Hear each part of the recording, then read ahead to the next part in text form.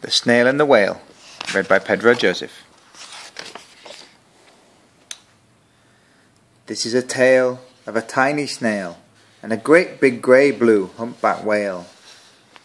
This is a rock as black as soot, and this is a snail with an itchy foot. The sea snail slithered all over the rock, and gazed at the sea and the ships in the dock. And as she gazed, she sniffed and sighed, "The sea is deep and the world is wide. How I long to sail," said the tiny snail.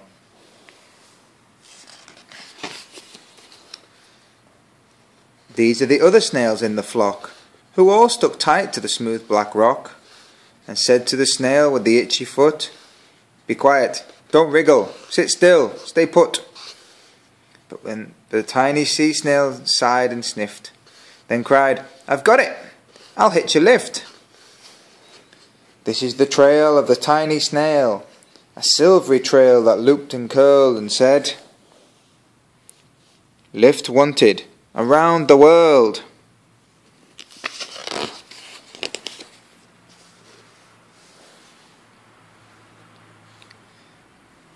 This is the whale who came one night, when the tide was high and the stars were bright, a humpback whale immensely long, who sang to the snail a wonderful song of shimmering ice and coral caves, and shooting stars and enormous waves. And this is the tale of the humpback whale. He held it out of the starlit sea, and said to the snail, "Come sail with me."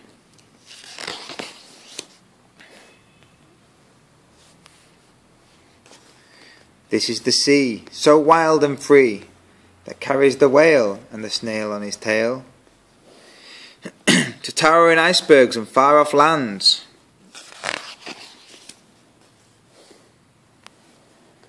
with fiery mountains and golden sands. These are the waves that arched and crashed, that foamed and frolicked and sprayed and splashed the tiny snail on the tail of the whale.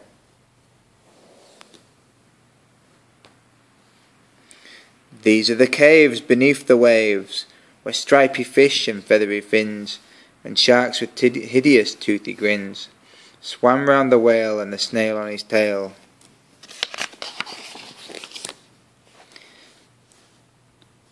This is the sky so vast and high, sometimes sunny and blue and warm, sometimes filled with a thunderstorm, with zigzag lightning flashing and frightening the tiny snail on the tail of the whale.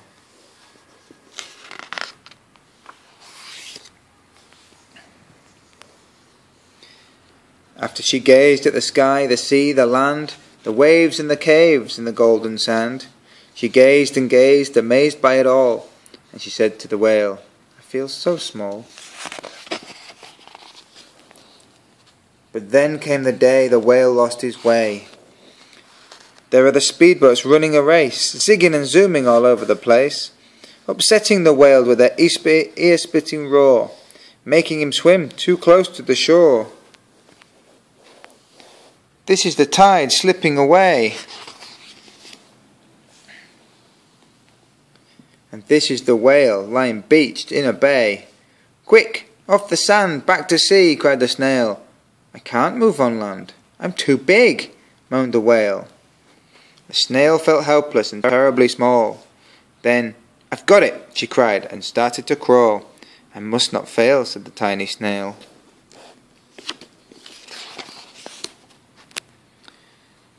This is the bell on the school in the bay, ringing the children in from their play. This is the teacher holding her chalk, telling the class, "Sit straight, don't talk." This is the board as black as soot. And this is the snail with the itchy foot. "A snail, a snail!" The teacher turns pale. "Look," she say the children, "it's leaving a trail." This is the trail of the tiny snail, a silvery trail saying, "Save the whale." These are the children running from school, fetching the fireman, digging a pool, squirting and spraying to keep the whale cool. This is the tide coming into the bay. And these are the villagers shouting hooray as the whale and the snail travel safely away. Back to the dock and the flock on the rock, who said, "How time's flown, and haven't you grown?"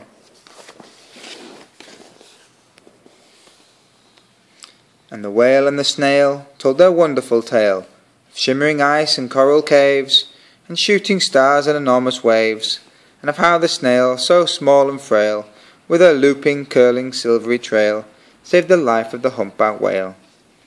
Then the humpback whale held out his tail, and on crawled snail after snail after snail.